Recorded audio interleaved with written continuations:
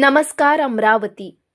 अमरावती शहरातील नवसारी प्रभागात स्वच्छतेचा पूर्ण बोजवारा उडाल्याचं समोर आलं आहे। नाल्यांमध्ये तुडुंब घाण तर रस्त्यावर कचऱ्याचे ढीग साचलेले दिसत आहेत। संतप्त नगरसेवकांनी थेट पावडे हातात घेत प्रशासनाच्या विरोधात अनोखा निषेध नोंदविला। अमरावतीतील नवसारी प्रभाग क्रमांक 3 मध्ये स्वच्छतेची परिस्थिती अत्यंत बिकट झाली आहे। अनेक भागातील नाल्या घाणीने तुडुंब भरल्या असून जवाहर नवोदय विद्यालय समोर कचऱ्याचे ढीग साचलेले दिसत आहेत। या परिस्थितीमुळे संतप्त झालेले नगरसेवक प्रशांत महल्ले आणि समाजसेवक नितीन काळे यांनी स्वतः पावडे हाती घेत नाल्यांची साफसफाई केली। यावेळी स्थानिक नागरिकांनी सुद्धा प्रशासनाच्या विरोधात तीव्र नाराजी व्यक्त केली। स्वच्छतेकरिता मनुष्यबळाचा तुटवडा आणि आरोग्य विभागाच्या दुर्लक्षामुळे ही परिस्थिती निर्माण झाल्याचा आरोप करण्यात आला। कोणार्क कंपनीच्या कामकाजावरही नगरसेवकांनी ठपका ठेवला आहे। दरम्यान येणाऱ्या डॉक्टर बाबासाहेब आंबेडकर जयंतीपूर्वी या परिसरातील तात्काळ स्वच्छता मोहीम राबवावी, अन्यथा कचरा थेट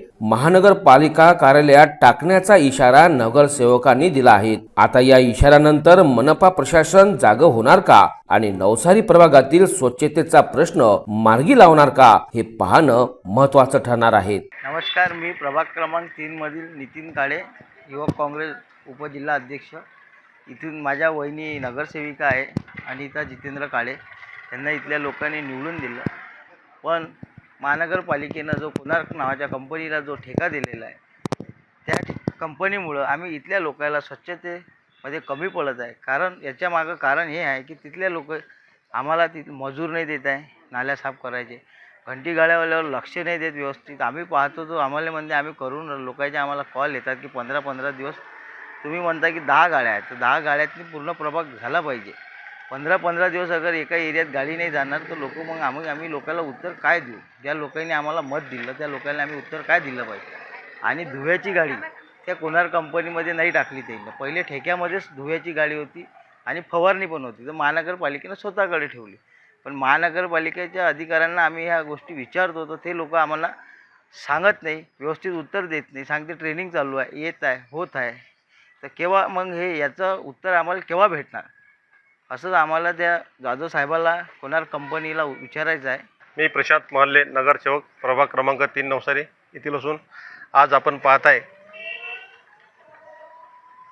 की 4 वर्ष प्रशासन होतं। 4 वर्षानंतर आता कुठे इलेक्शन झाले। इलेक्शन झाल्यानंतर आम्ही लोकांनी भरभरून मतं देऊन आम्हाला निवडून दिले। याच बेसवर निवडून दिले की बा आमचे लोकांचे काम होईल, साफसफाई होईल, पुरा प्रभाग स्वच्छ होईल, आरोग्यमय होईल। पण आज अशी परिस्थिती तुम्ही पाहिलंच आहे का नाल्या स्वतः आम्हाला साफ करायला लागून राहिले। इथला मोठा कोटीचा प्रोजेक्ट जो तुमच्या कंपनीला दिलेला आहे ते कंपनी अजूनपर्यंत आमच्या इथे जसं पाहिजे तसं काम करत नाही आहे। ना घंटी गाड्या आहे, पूर्ण ना रोजगार आहे, ना कामगार आहे, ना कोणीच नाही आहे। त्यामुळे कामगार आहे फक्त 8, 10, 12 कामगार आहे। प्रभाग मोठा आहे। मला सांगा तुम्ही, नवसारी गाव आहे, माधव फुल नगर आहे, तिकडे तुमचा शत्रुधर नगर आहे, मुस्लिम एरिया आहे, शहरातला मधातला परिसर आहे, विद्युत नगर आहे, त्या हा पूर्ण परिसर असताना काम 10-12 कामगारामध्ये हा प्रभाग होत नाही आहे, धुवारणी नाही आहे, फवारणी नाही आहे। मला हे समजून नाही आलं, इथलं मोठं तुम्ही नियोजन केलं, इथलं मोठे लोक वरवरचे अधिकारी बसले होते, तुम्ही त्या कंपनीला कोणार्क कंपनीला ठेका दिला पण त्याच्यामध्ये धुवारणी नाही, फवारणी नाही, मग तुम्ही करून काय राहिले? याच्या अगोदर हे सर्व होतं, आज म्हणतात का त्याच्या मग हे कोण करणार आहे?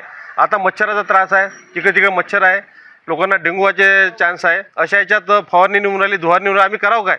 लोकांनी एवढं मोठं आम्हाला निवडून दिलं, आम्ही गरीबासाठी निवडून नाही दिलं, लोकांनी काम करायसाठी निवडून दिलं। असं जर झालं असेल तर आम्हाला 8 दिवसाचा जर हे व्यवस्थित झालं नाही तर आम्ही सर्व लोक 100-200 लोक महानगरपालिकेच्या आवारात ठिय्या आंदोलन करू।